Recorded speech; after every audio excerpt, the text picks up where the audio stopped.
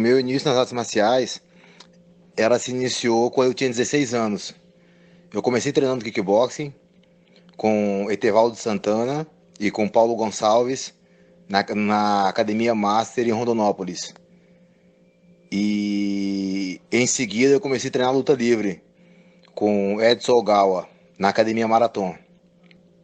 Eu cheguei na Academia Chutebox em 2004. Até então eu fazia parte da Brasil Dojo e da Academia Budokan do Rio de Janeiro, de onde eu havia me desligado e estava sem equipe. E eu liguei pro mestrão, pro Rodimar Fedrigo, e ele me disse que ele não tinha nada para me oferecer, só tinha muito treino. Eu disse para ele que era tudo que eu precisava, que o meu espaço eu conquistaria com o meu trabalho. E quando eu cheguei lá, a galera não queria muito que eu permanecesse dentro da equipe, porque eu era um dos poucos forasteiros, um dos poucos de fora que estava chegando ali.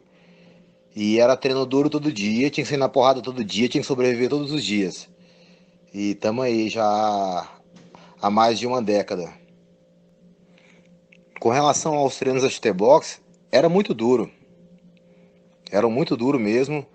Era uma época em que a chutebox ela estava no seu auge, onde o Vanderlei era a maior estrela da escola, e era o campeão do Pride, e já veio o Ninja, o Shogun, e, pô, era treino duro todo dia, sabe? Não tinha moleza, e, pô, não tinha essa, tinha que sair na mão todos os dias, e cada treino tinha 40 cabeças, atletas de grandes nomes, o Nilson treinava, o Vanderlei, o Shogun, o Ninja, o Jamanta, e, pô, vários outros atletas de ponta, e era uma guerra todos os dias.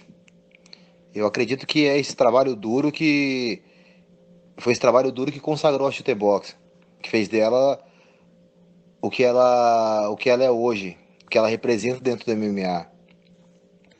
Eu acredito que esse espírito aguerrido que eu trouxe que eu trouxe para a luta, ele provém da briga de galo. Quando eu era criança, eu comecei com 12 anos, eu trabalhava numa cocheira. Cocheira é onde você cria galo de brigas, você prepara os galos, é onde se treina os galos. E eu era tratador, é chamado de tratador, os treinadores. Então eu era tratador dos galos e, e tinha que treinar os galos diariamente. Preparar eles fisicamente, alimentar corretamente, tinha que fazer a tosa, tinha que operar, tinha que medicar, tinha que alimentar, tinha que fazer todo o processo. E a cada 2 meses ou a cada 45 dias aconteciam os torneios nas linhas e cada cocheira levava os seus galos e lá, pô, o galo podia perder, mas ele não podia correr, sabe? O galo que corria, pô, era pau na cabeça e ficava de escoveiro. Escoveiro é aqueles galos que serve de sparring. E você nem tira a raça dele, porque a tendência é os filhos deles também correrem das brigas. Então, o Galo podia perder, mas ele tinha que brigar até o final e desistir nunca.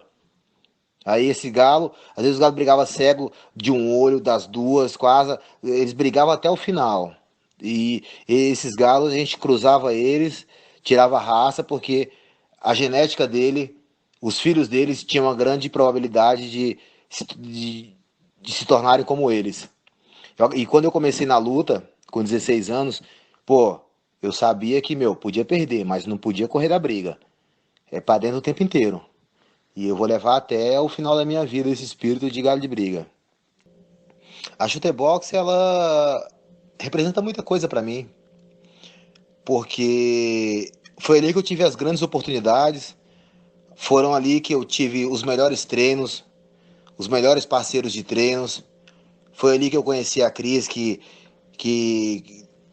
nós nos casamos e vivemos por 7 anos juntos e, e representa muita coisa até hoje, sabe?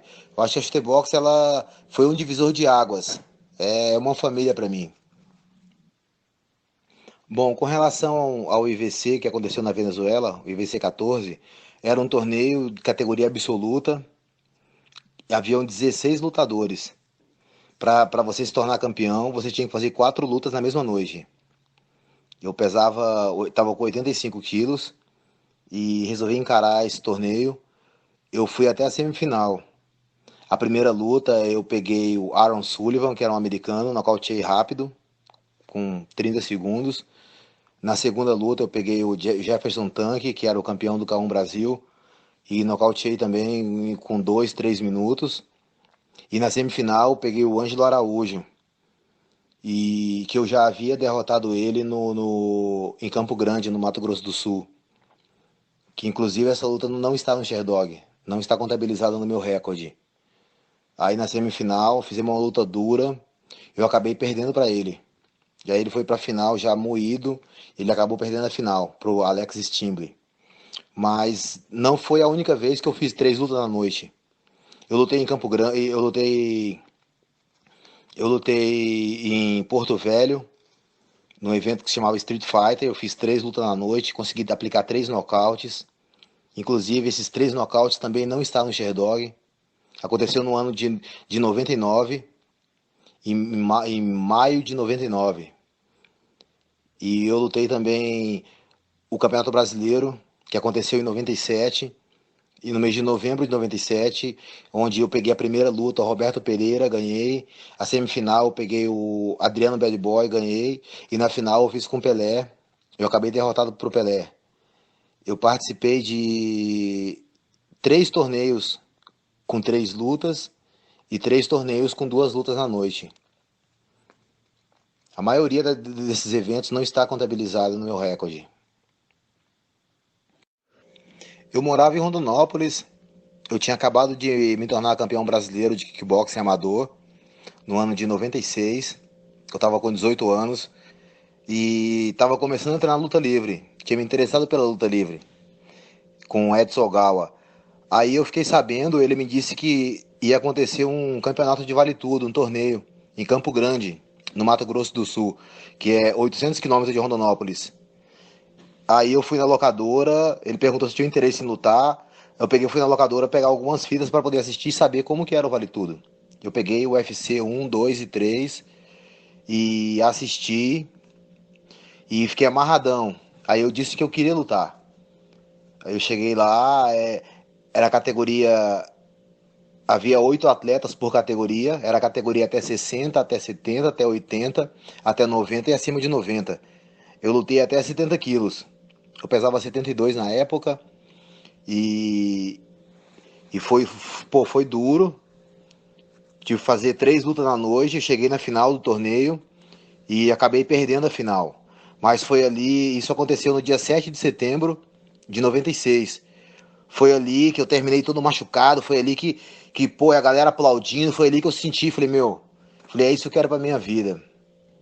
Foi ali que eu criei o gosto, o prazer pela luta. Foi ali que eu decidi realmente fazer disso a minha vida, sabe? Dedicar 100% a viver em prol da luta. Para mim foi uma estreia assim, ou você criava gosto ou você criava trauma. E eu criei gosto. Com relação às lutas que eu fiz com o Shogun e com o Melvin, a luta do Shogun, eu fiquei sabendo dela 10 dias antes. O Carlinhos Lima se machucou e ligaram na Budokan perguntando se tinha alguém para lutar. E eu tinha uma luta para acontecer no meio da semana. E eu disse pro meu treinador, pro João Ricardo, que eu fazia com o Gladiador, que eu ia lutar no evento que se chamava Canoque, que foi em Laranjeiras, e que na sequência eu lutaria com o Shogun também, não tinha nenhum problema. E, pô, foi uma luta dura, foi uma luta dura. Eu acho que foi uma luta assim marcante e foi uma das melhores do Mecha, da história do Mecha. E a minha luta com o Melvi também, ela foi uma luta que eu fiquei sabendo uma semana, eu ia viajar para a luta na segunda-feira para o evento no sábado, e eu fiquei sabendo no sábado anterior. Porque o Vitor Belfort que faria a luta principal, que lutaria com o Melvin Manhoff pelo cinturão. Por problemas pessoais, ele não pôde. E me ofereceram essa luta. E eu vi como eu sempre vejo. Eu vejo cada dificuldade como uma grande oportunidade. Pô, não pensei duas vezes, aceitei a luta e fui lá e dei o meu melhor, sabe? Fui até o limite. Infelizmente a vitória não veio, mas o aprendizado, o que foi escrito está escrito e nenhum tempo vai apagar. Bom, as cinco lutas para mim, dessas 48 que se tornaram inesquecíveis, eu acredito que com Gabriel Gladiador, eu lutei numa terça-feira, que era um feriado no Rio de Janeiro, e eu consegui dar um nocaute nele assim, sinistro, com 30 segundos. E na sequência ia acontecer o Meca, 5 dias depois, e o Carlinhos Lima, que lutaria com o Shogun, ele se machucou em cima da hora. Aí ligaram na Academia Budokan, que eu representava na época, e perguntaram se eu queria lutar com o Shogun. Eu falei, na hora. Eles me ligaram uma semana antes, mas no meio da semana eu tinha essa luta para fazer com o Urutum, com, com, com, com o Gabriel Gladiador. E pô, eu apliquei um nocaute cabuloso nele. E 5 dias depois eu fui lá e lutei com o Shogun, que foi uma grande luta também. Uma luta com o Urutum, que ele era representante da XT-Box, que me avisaram 15 dias antes. E aconteceu no Mecha 7. Pô, eu fui lá e dei um nocaute nele em 7 segundos. É o nocaute mais rápido da minha carreira. Foi uma luta assim, bastante marcante. A luta com o Melvin também foi uma luta, pô, uma luta que me marcou muito também. E a com o Nick Dias foi uma luta também que, pô, bateu na trave. Na verdade, com o Shogun, com o Melvin, com o Nick Dias, pô, essas lutas, todas elas eu tive a oportunidade de, de, de, de vencer e acabou escapando. Talvez seja por isso que tenha marcado tanto. E as outras duas, porque foram uns nocaute assim cabuloso, que chocou o público que estava presente. Bom, os lutadores que possuem umas características semelhantes à minha, e eu acredito que é o Vanderlei, pô, é um cara de muito coração, muita agressividade, pô, vai pra dentro o tempo inteiro, não tem dessa. O Diego Sanches é um cara também muito aguerrido, é um cara que, pô, não possui lá grande técnica, mas a disposição, o coração, eu acho que isso acaba fazendo a diferença na luta. E o Minotauro também, ele não é muito agressivo, mas é um cara muito persistente e resistente, não se entrega nunca. O Sakuraba também é um cara que ele não é muito agressivo, mas é um cara que aguenta muita porrada e não se entrega muito, não se entrega nunca. Eu acho que eu classificaria essas pessoas assim, como você havia citado, o Rob Lawler também é um cara, pô, que aguenta muita porrada, um cara que, que vai pra dentro mesmo.